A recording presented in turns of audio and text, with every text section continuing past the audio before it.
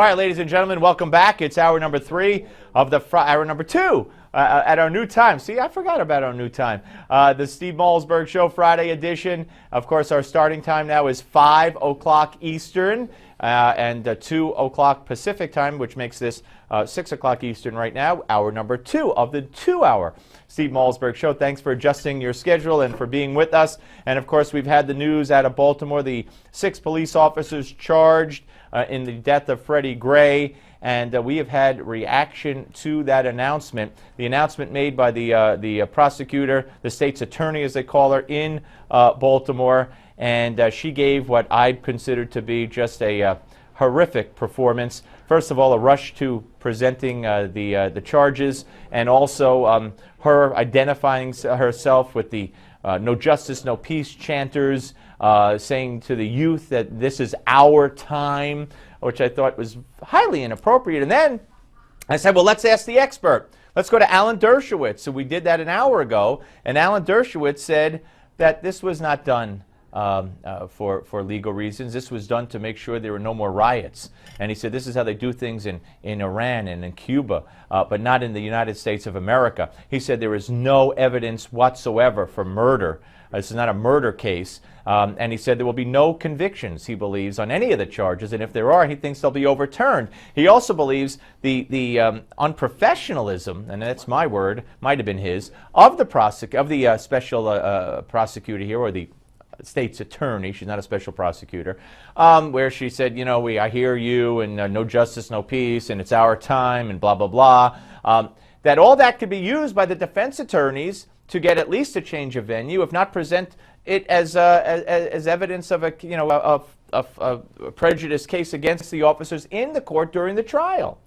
So there's a lot going on here, an awful lot going on here. And let me just let you hear one thing that Al Sharpton said yesterday, and I think this speaks to what it's all about. All over the country, which is why we're going to do this march from here to Washington. We need the Justice Department to step in and take over policing in this country. All right. We need the Justice Department to take over the police in this country, the police departments in this country. Hillary wants it. Obama wants it. Holder wants it. Loretta Lynch wants it. And their weapon is, we'll withhold federal funds if they don't do what we want. That's what this is all about. Joining us now is Carl Higbie, U.S. Navy SEAL, retired, author of Battle on the Homefront. Hello, sir. Good to see you again. Great to see you. Before we get to any of this, there was an incident where, and I want to get to it because I do have it. I just have to find it.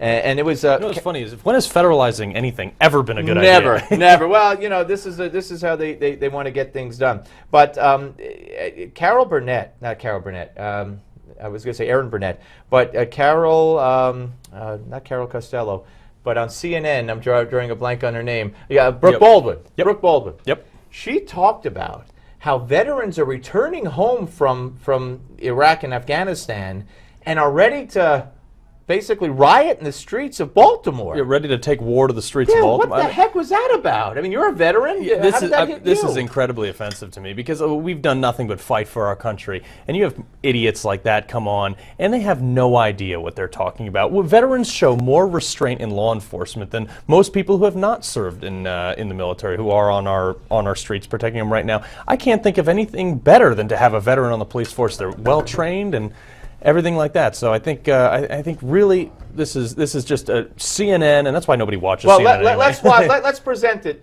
here. Let's watch Brooke Baldwin make this remark. I think she's talking to Elijah Cummings, and here it is. We've really got to look at our police department. But in what sense? I mean, we talk about training. We talk about having officers. I was talking to a city councilman here last week who was saying, Brooke, these people have to live in the communities. There's no emotional, or there's a lack of emotional investment. Mm-hmm. And a lot of these young people, I mean, I've been talking about this so much, a lot of these young people, and I love our nation's veterans, but some of them are coming back from war. Mm-hmm. They don't know the communities, and they're ready to do battle. Coming home from war and they're ready to do battle. I mean, where does she even get that from? Where's any evidence that any of these people in Baltimore or in any of the inner cities that have gotten in trouble or participating in these riots are veterans? I can't believe this, too. And this is just one more thing of these liberal left people that have no idea what they're doing. I got an idea. You don't want to have police officers running through the streets in body armor with shields? tell the black community to police themselves and stop throwing rocks at them.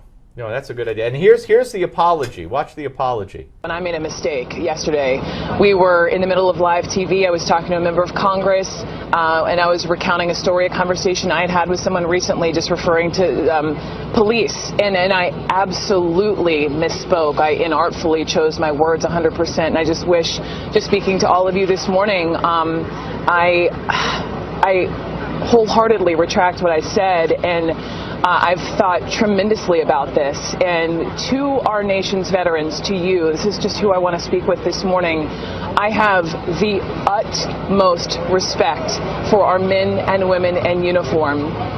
And I wanted you to know that this morning. So to all of you, I owe you a tremendous apology. I am truly sorry.